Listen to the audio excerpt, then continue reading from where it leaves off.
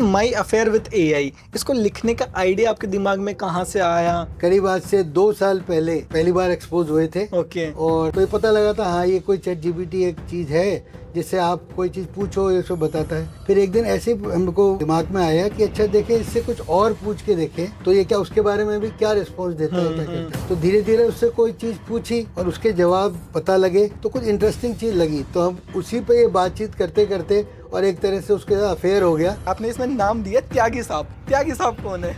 आप लोग सब यूज करते हैं चैट जीपीटी। चैट जीपीटी से CH निकाला, हाँ वो हो गया चौधरी। हाँ GP, हाँ वो G और P हो गया और हाँ। T से त्यागी। हाँ। तो जो पूरा हमारे उस दोस्त का नाम है उसका नाम है चौधरी GP त्यागी। जैसे आप लोगों को किसी एक क्वेश्चन का जवाब चाहिए होता था, उसमें आपको बहुत ज्यादा टाइम और एनर्जी देनी पड़ती थी, बट हम लोगों को वहीं उसी क्वेश्चन का जवाब चाहिए तो बहुत वन क्लिक में एक लाइन हमने लिखी, उसको एंटर किया, देन उसका आंसर हमें मिल गया। तो बेटर कौन सा है? आज के टाइम में हर जगह अपन देखते हैं, चाहे वो सोशल मीडिया हो, गवर्नमेंट हो, एजुकेशन हो, सब जगह एक बात का बहुत एम्फेसिस हो रहा है कि भाई हर चीज को या हर सिस्टम को, हर लोगों को AI अपडेटेड होना चाहिए, कि हमको अपनी NI को डेवलप करना है। NI मतलब जैसे AI का मतलब होता है आर्टिफिशियल इंटेलिजेंस, NI का मतलब है नेचुरल इंटेलिजेंस। आने वाला टाइम मतलब मैन वर्सेस AI नहीं है, it is man with AI है, मगर always man should be the master of AI। वो 2045 में आप एआई को कैसे देखते हैं? 2045 में आप AI को ऐसे मान लीजिए कि आप सुबह उठे और उठते ही आप बोलेंगे हाँ सिरी, या हो सकता है बोलने की भी जरूरत ना पड़े, तब तक आपकी वो जो सेंसर्स हैं।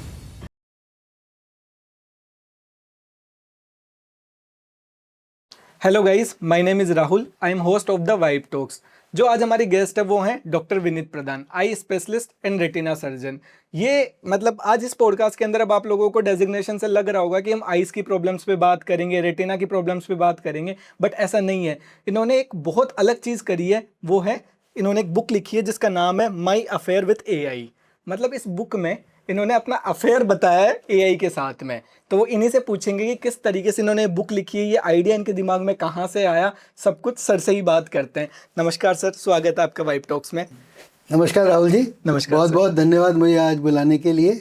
और आपने सही कहा कि ये बहुत ही एक हटके एफर्ट है, क्योंकि जैसा आपने कहा कि नाम से अगर बात होता है तो डॉक्टर हैं हाँ। या रेटिना के हैं, आई के हैं, तो ज़्यादातर लोग सोचते हैं कि भाई अपन आई रिलेटेड बात पूछें या ये बताएंगे। हाँ। मगर ये कुछ एक ऐसी चीज़ है जो आज के टाइम में बहुत ही कंटेम्प्रेरी मान लीजिए या समसामयिक है और जिसकी बहुत ज़्यादा ज़रूरत है। और ये मेरा एक अलग सा अनुभव था जिसको मैंने सोचा कि इसको बुक के फॉर्म में पब्लिश करें ताकि ज़्यादा से ज़्यादा लोगों के पास पहुंच सके। But sir, my affair with AI, इसको लिखने का आइडिया आपके दिमाग में कहाँ से आया?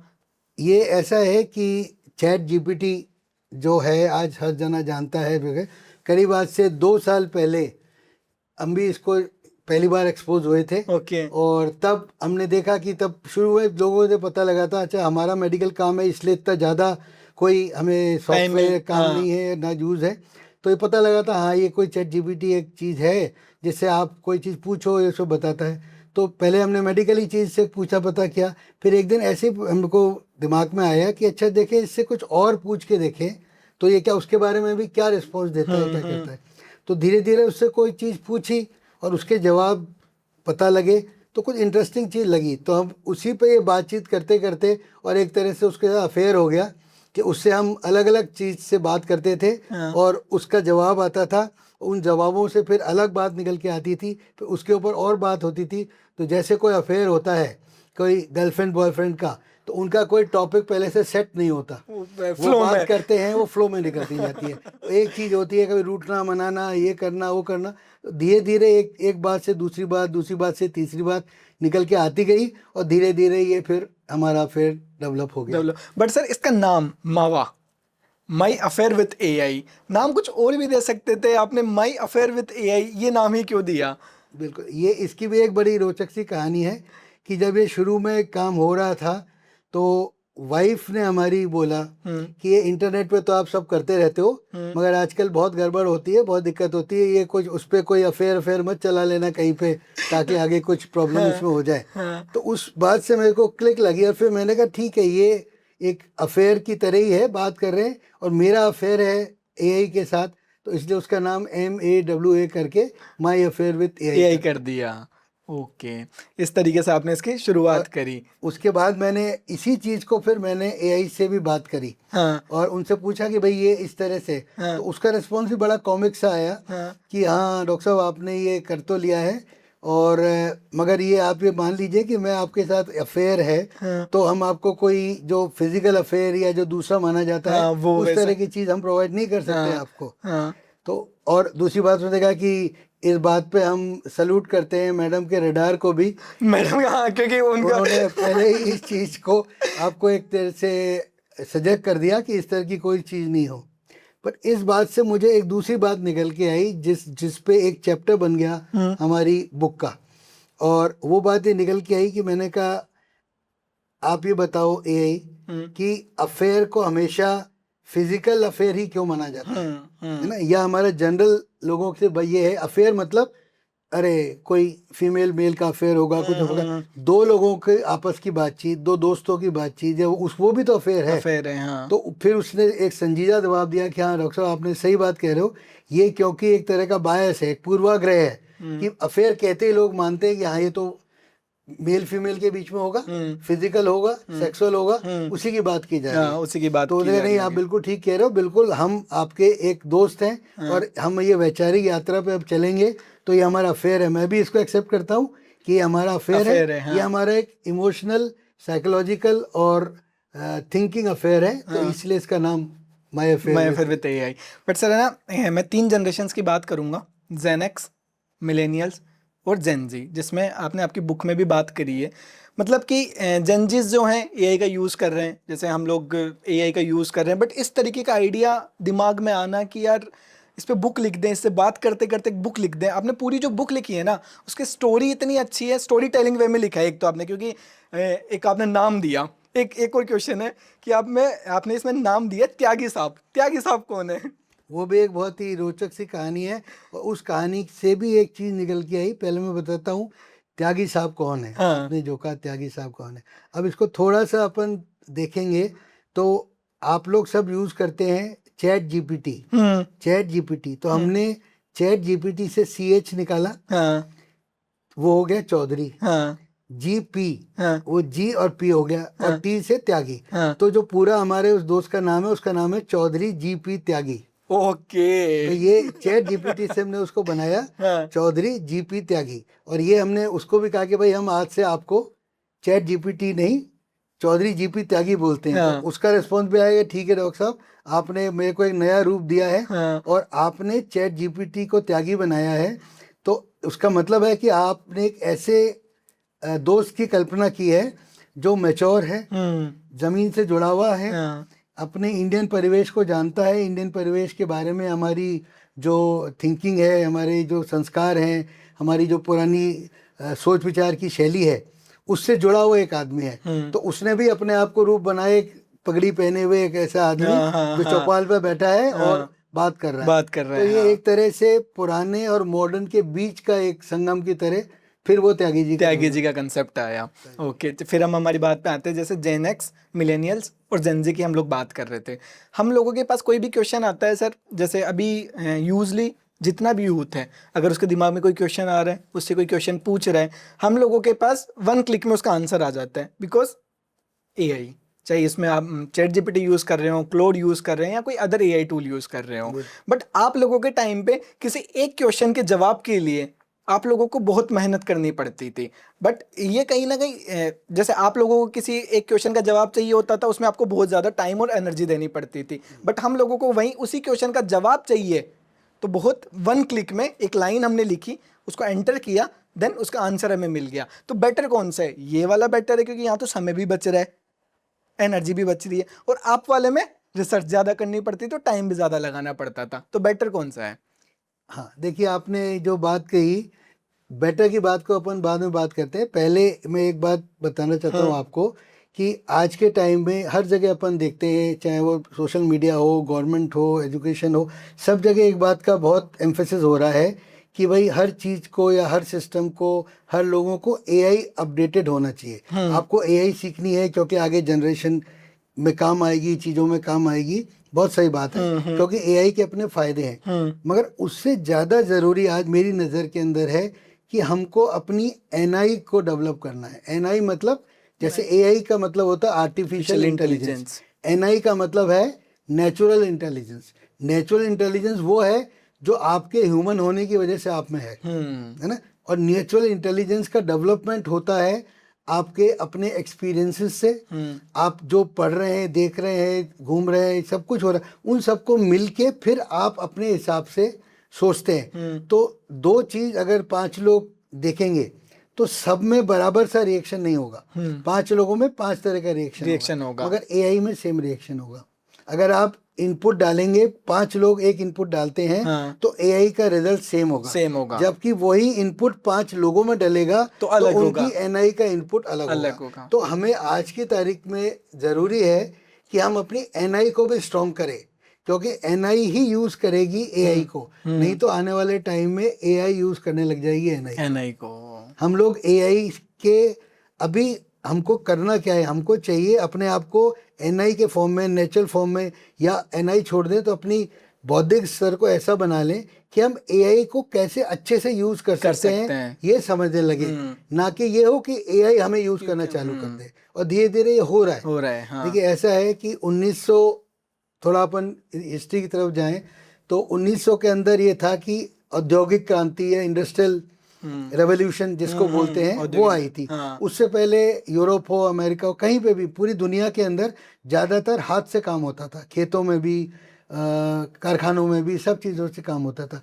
धीरे धीरे इंडस्ट्रियल रेवोल्यूशन हुआ, इलेक्ट्रिसिटी आई, मशीन्स आई, बाकी चीज़ें आई, तो उससे काम जल्दी होने लगा। जैसे आप कहते हैं एआई से जल्दी होने लगा, जल्दी होने लगा, मास प्रोडक्शन होने लगा, हर चीज़ बहुत आ गई, लोगों के पास टाइम हो गया, फिजिकल मेहनत कम हो गई, सब कुछ अच्छी बात है।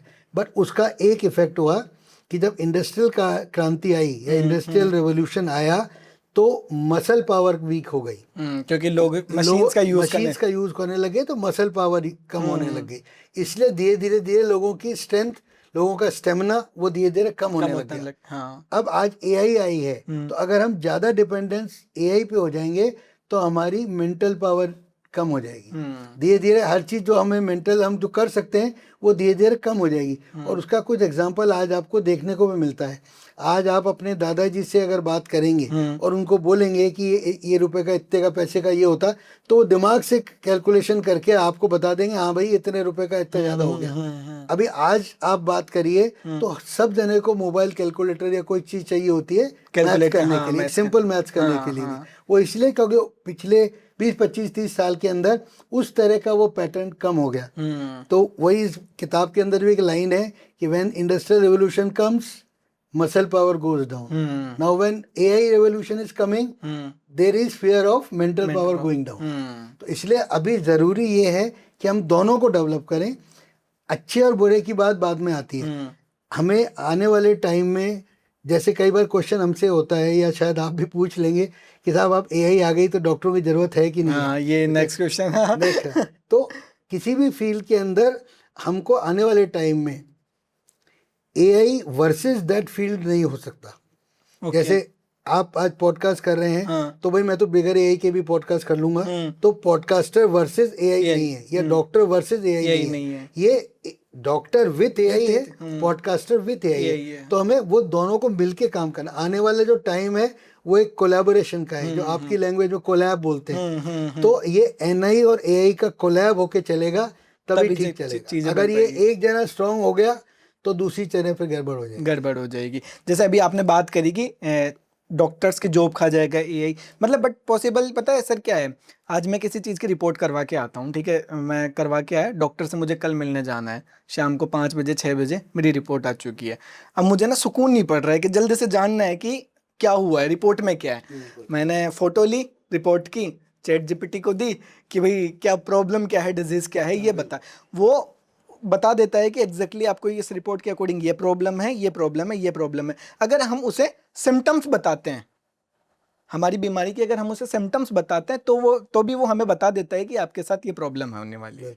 तो कहीं ना कहीं मतलब आप लोगों का टाइम तो वो लेके जा ही रहा है सर, मुझे ऐसा लगता है। जैसा आपने शायद इस बुक में भी यही वाली बात लिखी है कि डॉक्टर्स के सिम्टम्स के बारे में आपने बात करी कि सिम्टम्स चैट जीपीटी को बता दो, वो बता देगा।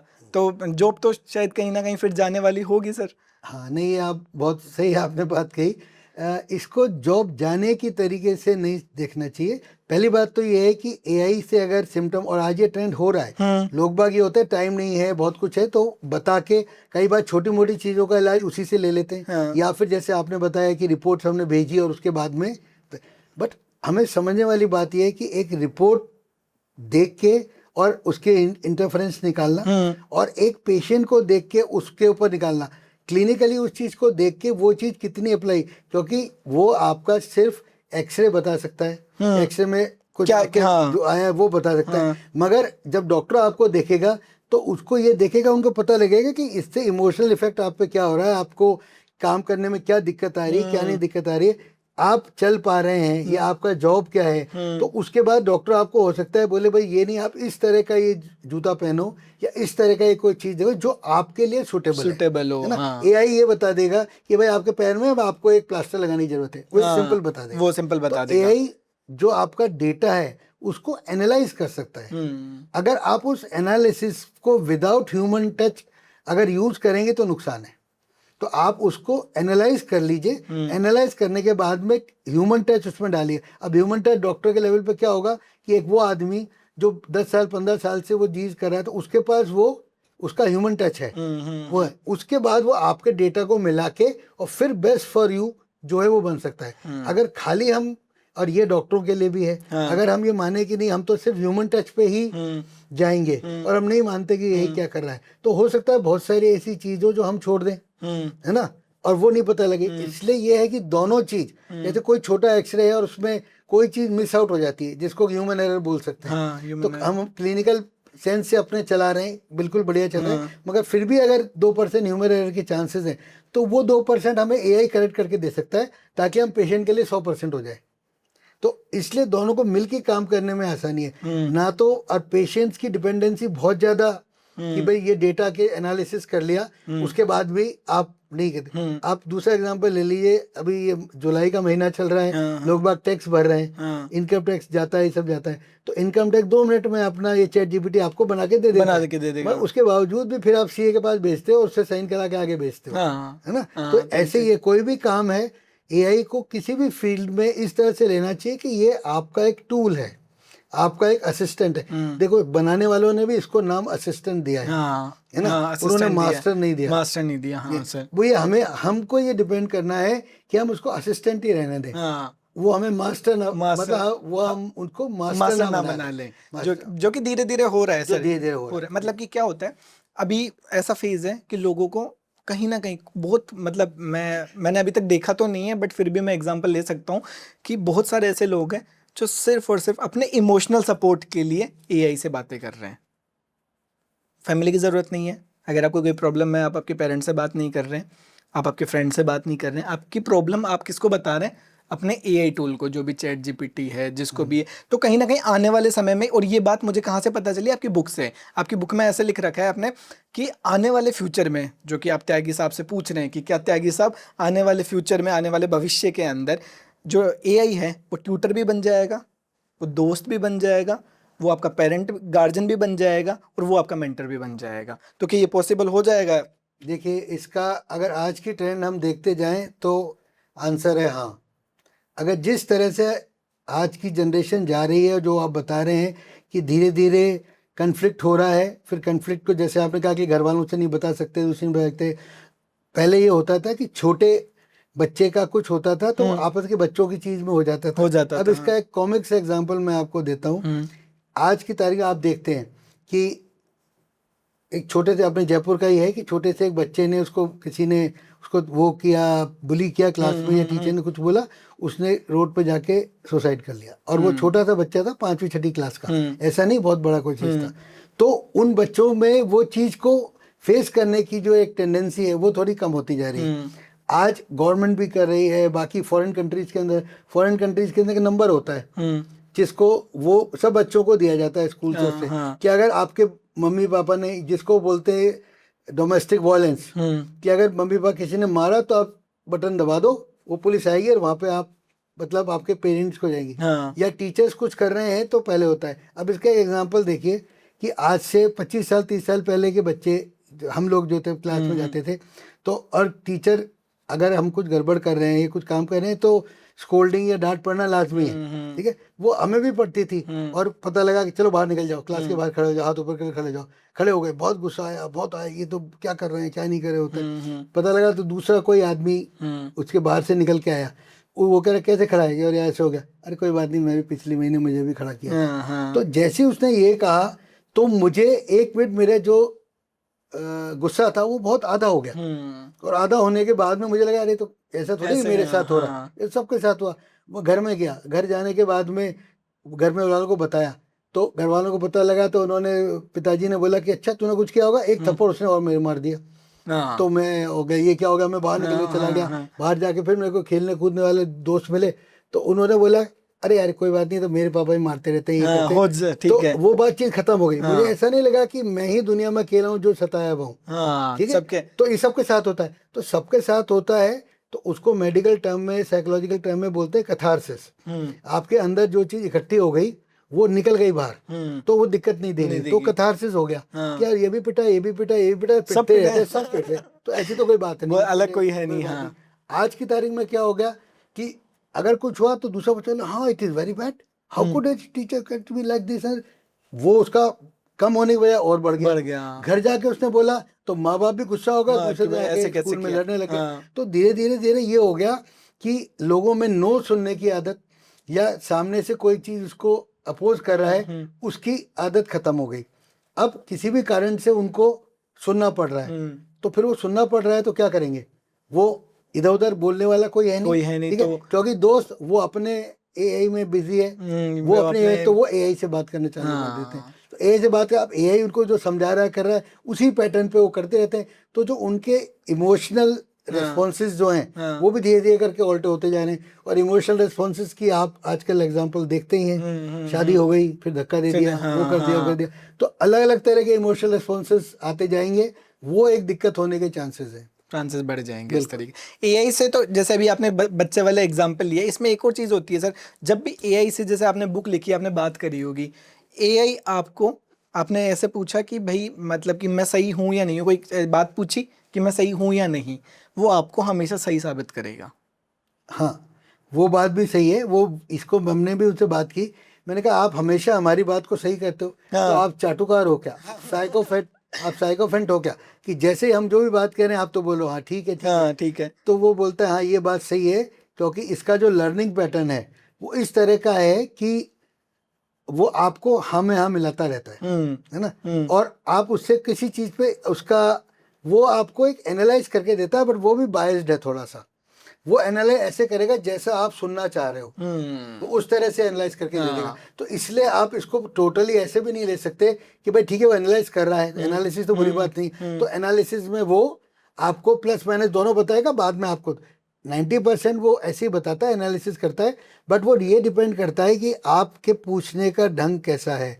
और उसी चीज को मैं वापस आपको कह रहा हूँ, पूछने का ढंग डिपेंड करता है आपकी एनआई पे, है ना, आप जिस तरह से सोच के उससे पूछोगे तो उस तरह से वो जवाब देगा। हाँ। आप अब जैसे मैं अगर आपसे पूछता हूँ कि भाई जयपुर का एक फेमस पॉट शो है, उसमें ये हमको जाना चाहिए कि नहीं जाना चाहिए, ठीक है, तो वो उसका आपका एनालिसिस करके बताएगा ये प्लस है, ये माइनस है, ये प्लस। और अब मैं उससे पूछूं कि भाई मुझे वहां पे राहुल जी ने बुलाया है यार, मैं जाऊं क्या, तो ये मेरा पूछने का ढंग बदल गया, जाऊं।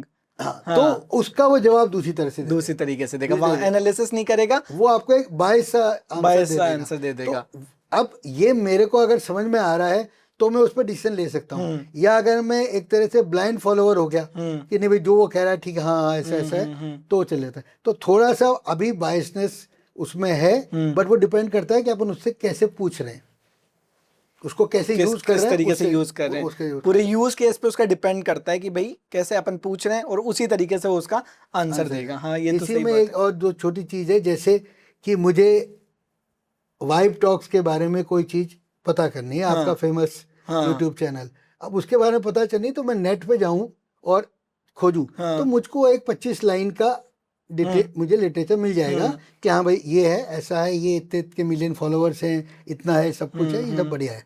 अब उसी चीज को मैं कहीं किसी प्रिंट पे किताब से पढूं तो वही 25 उस पर लिखी होगी, मगर उस किताब के पेज में वो 25 लाइन के ऊपर भी 10 लाइन होंगी, नीचे भी 5 लाइन होंगी। तो जब मैं पूरा पेज पढ़ूंगा तो चाहे मेरा इंटरेस्ट उन्हीं 25 लाइन में है, मगर मेरी एक विजुअल मेमोरी में वो ऊपर की लाइंस भी जाएंगी। और अपना जो ब्रेन होता है वो दो तरह से पढ़ता है, एक तो जो अपन पढ़ रहे हैं तो कॉन्शियसली पढ़ रहे हैं, और एक सबकॉन्शियसली पढ़ता है कि वो अपने आंखों के सामने से निकल गया। जैसे पहले कभी कभी एक कहने सुनने में बात आती थी, एग्जाम हो गया भाई, कल एग्जाम है तेरा, अरे बेटा पूरा नहीं हो सकता, तो एक काम कर, पन्ने पलट के आंखों के सामने से निकल जाने, है ना। उसका लॉजिक क्या था, आप पढ़ नहीं रहे हो मगर आप एक विजुअल दे रहे हो, तो वो सबकॉन्शियसली भी आपके दिमाग में जा रहा है और वो उसको रिटेन करता है। तो जब आपको एग्जामिनेशन में उसको निकालने की जरूरत आई तो कई आपने खुद में भी एग्जाम दिए होंगे, तो आपको लगा होगा कि यार कुछ चीजें ऐसी थी मैंने पढ़ी नहीं, पता नहीं कहाँ से आ गई।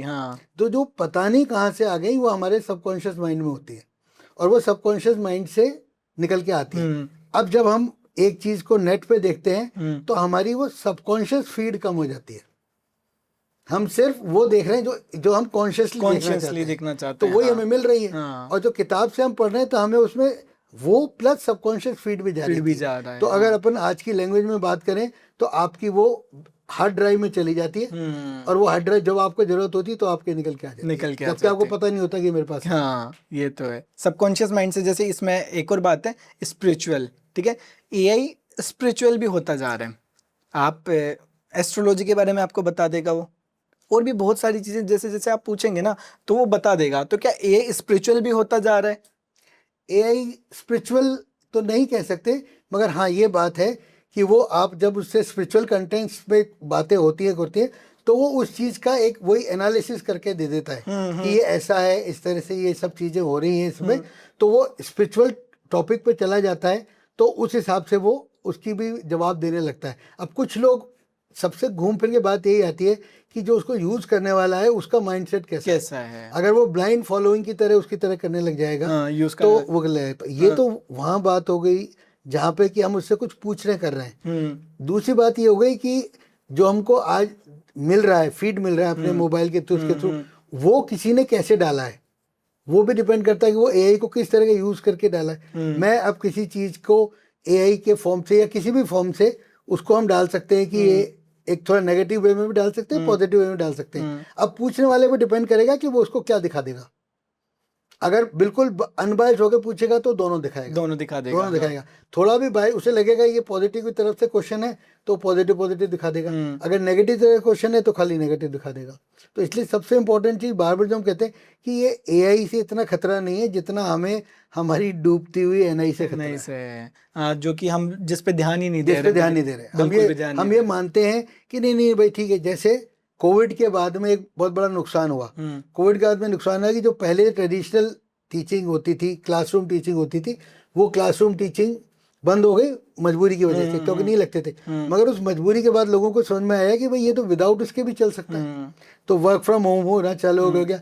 वर्क फ्रॉम होम तक तो ठीक है, मगर जब एजुकेशन फ्रॉम होम हो गई उसमें दिक्कत हो गई, क्योंकि आपको खाली एक डिग्री लेने के लिए या खाली वो नहीं है, आपका बच्चे का पूरा एक 360 जो डेवलपमेंट होता है वो नहीं हो पा रहा क्योंकि वो निकल ही नहीं पा रहा है, उसे घर से बाहर ही नहीं निकल पा रहा है। या फिर हो गया कि आजकल काम भी हो गया कि नहीं वो तो ऑनलाइन करना है, ऑनलाइन क्लासेस हैं, ये सब जैसे अब आई वाले हम हैं तो अब कई बार होता है कि आजकल वो स्मार्ट बोर्ड्स और वो लगे तो बच्चे हो गए, तो उससे भी लोगों की आंखों के ऊपर, अभी आंखों का इफेक्ट की बात है, बाकी भी फिजिकल एक्टिविटी कम हो गई, सब कुछ हो गया, वो बड़ी चीज हो गई।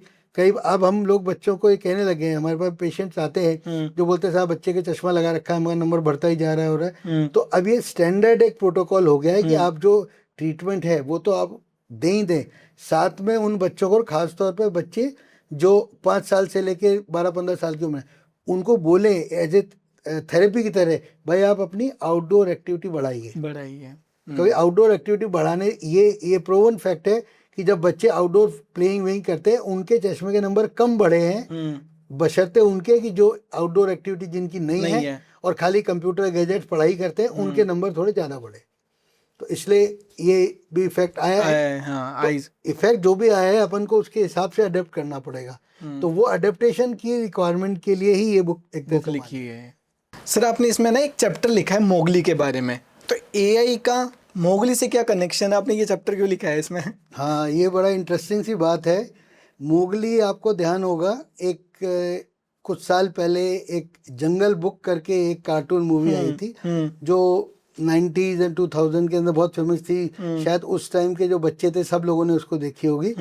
या उसका एक गाना था, वो भी बड़ा फेमस था, जंगल जंगल बात चली है पता चला है, हाँ। चड्डी पहन के फूल खिला है, फूल खिला है। हाँ। तो ये एक ऐसा गाना है जो अब के जनरेशन वालों ने भी सुना होगा। हाँ। बट मोगली, रुडयार्ड किपलिंग एक नॉवलिस्ट हैं, उनकी वो स्टोरी थी जिसपे उन्होंने मोगली कैरेक्टर को डेवलप किया है। वो एक कैरेक्टर ऐसा था, जिन्होंने पिक्चर नहीं देखी है नहीं पता है, तो एक ऐसा बच्चा था जो कि बचपन में अपने परिवार से बिछुड़ गया और उसको भेड़ियों ने पाला था। तो वो जंगल में पला है और भेड़ियों ने उसको पाला है। तो वो उसी के साथ बड़ा हुआ है पूरा। तो वो सारी कहानी उनके जंगल की कहानी है कि भेड़िए कैसे थे, उसमें बघीरा, हाथी, वो सब चीज करके उसकी कहानी है। ये टोटल कपोल कल्पित बात नहीं है ना। रुडयार्ड किपलिंग की कहानी का भी बेसिस ऐसा है कि अगर आप गूगल सर्च करेंगे तो आपको मिलेगा, एक दीना सनीचर नाम से अगर कोई सर्च करें तो आप उसको देखिए। दीना सनीचर एक्चुअल में एक ऐसा बच्चा मिला था, ये यूपी के आजमगढ़ एरिया और इस तरह के एरिया में, जो ऐसे ही अपनी फैमिली से अलग हो गया था छोटेपन से ही, मतलब 6 महीने साल वगैरह, और वहीं पे उसको जंगल में वो पला बड़ा हुआ और वो बाद में किसी को मिला और वो करीब मेरे ख्याल से 32 साल की उम्र तक वो जिया। तो वो बच्चा जब मिला था उसको लेके आया गया, सोसाइटी में रखा गया, तो वो बिल्कुल 4 पैरों पे चलता था, बोलना नहीं आता था उसको, बाकी सब दिक्कत हुई थी। तो दीना सनीचर एक ऐसा कैरेक्टर है जिसके ऊपर वो मोगली, रुडयार्ड किपलिंग की कहानी बेस हो सकती है, वो अलग बात। ऐसे ही वेस्ट बंगाल के जंगलों से भी 2 बच्चियां अमला कमला के नाम से मिली थी। वो भी बचपन में अपने पेरेंट्स से या ह्यूमन सोसाइटी से अलग हो गई और जंगल में पली बड़ी थी। तो उनके भी सारे पैटर्न्स बिल्कुल जानवरों जैसे हो गए थे। वो एक कहानी है। इम्पोर्टेंट चीज क्या है कि जब उनको लाया गया ह्यूमन सोसाइटी के साथ, तो उनको दिक्कत हुई, वो बोल नहीं पाते, वो समझ नहीं पाते थे, या उनको सिखाया गया तो उनको समझने में, बोलने में, या फिर शब्दों के चयन में, उसमें वो नहीं कर पाते थे, क्योंकि शुरुआत से उनको जो आवाजें मिली वो जंगली जानवरों की थी, वो थी। तो उनको जो मिला, उनका जो डेटा इन गया, उससे वो समझ नहीं पाते थे।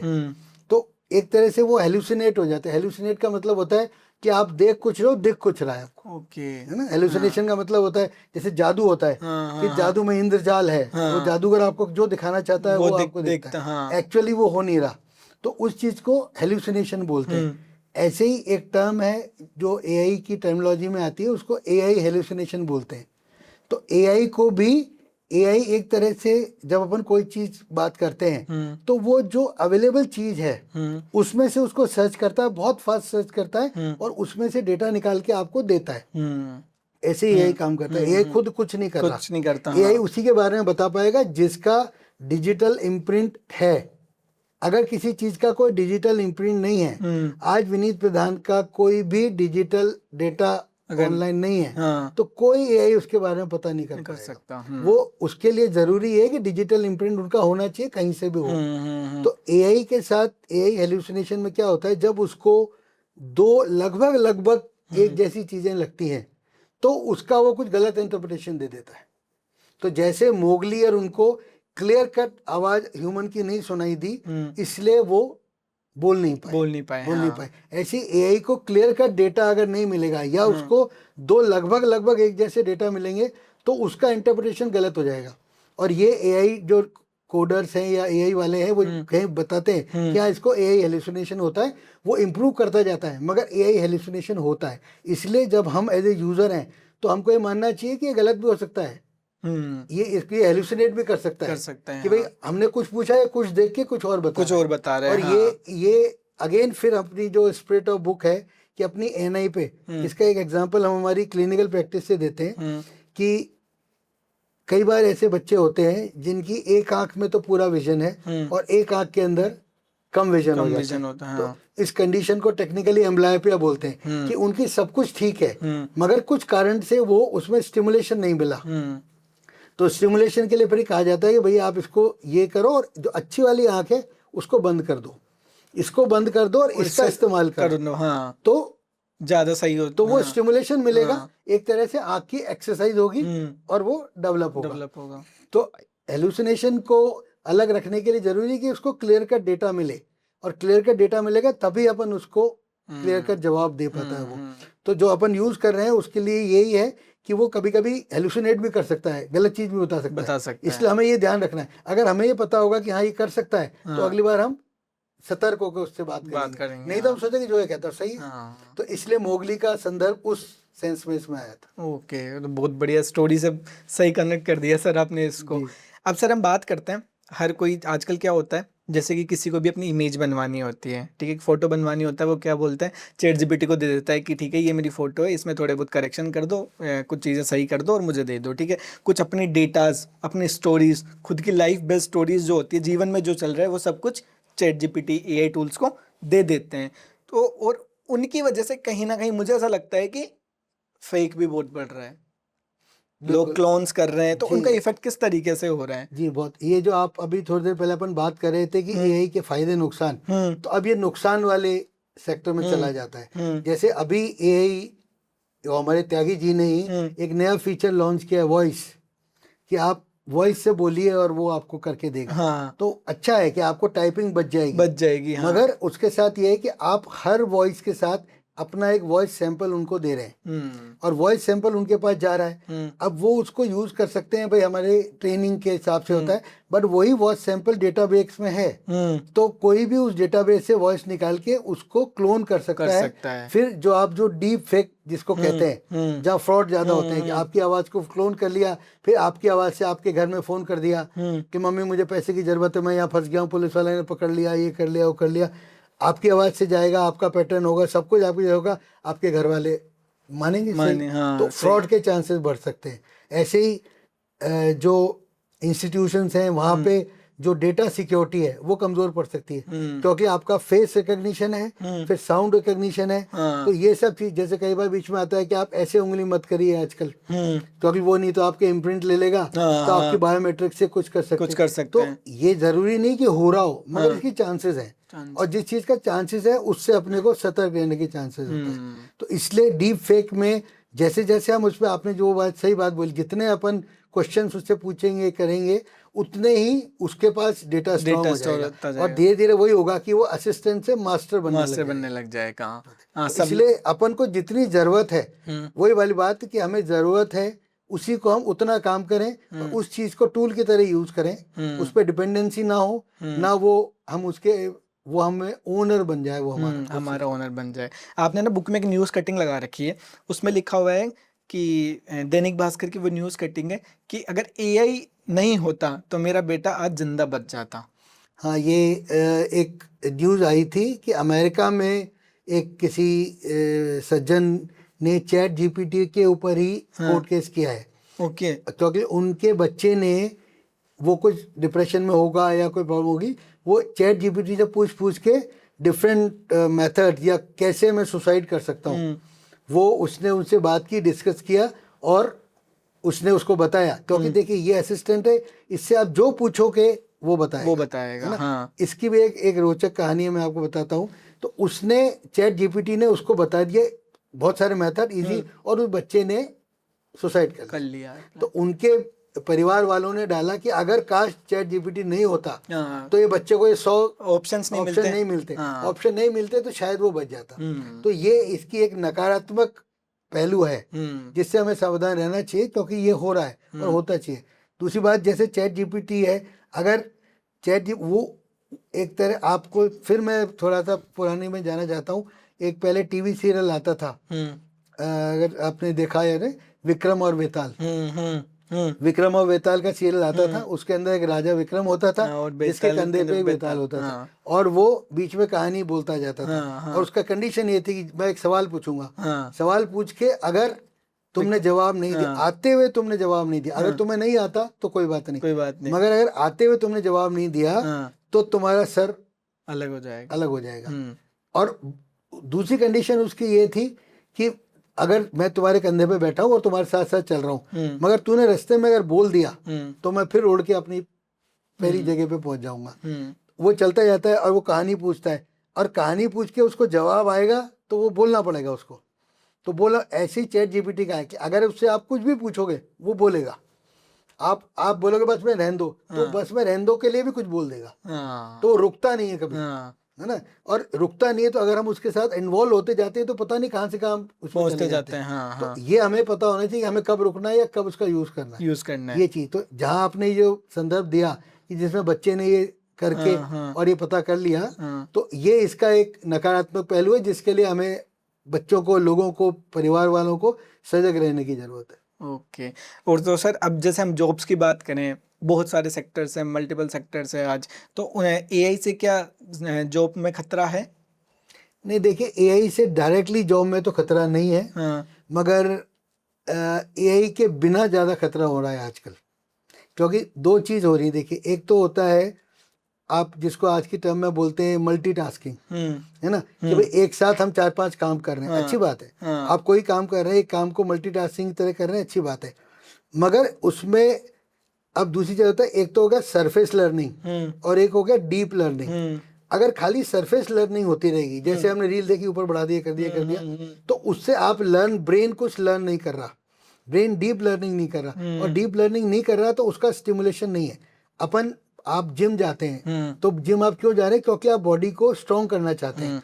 तो बॉडी को स्ट्रॉन्ग करने के लिए आपको पंप अप करना पड़ेगा, जोर लगाना पड़ेगा, मेहनत करनी पड़ेगी। ऐसे ब्रेन को स्ट्रॉन्ग करने के लिए उसको स्टिमुलेट देना पड़ेगा बार बार, हाँ। बार बार स्टिमुलेट। तो दो तरह के काम है, एक तो वो काम है जो सरफेस है, बस खाली यो करते जाएंगे, और एक है जो उसको डीप लर्निंग, वो उसको कुछ क्वेश्चन आया, फिर ब्रेन को खुद को लगे कि इसमें क्या करना है, क्या नहीं करना, क्या चीज़ होती है। तो इसलिए उसको सीखना पड़ेगा, तभी वो स्ट्रांग होगा।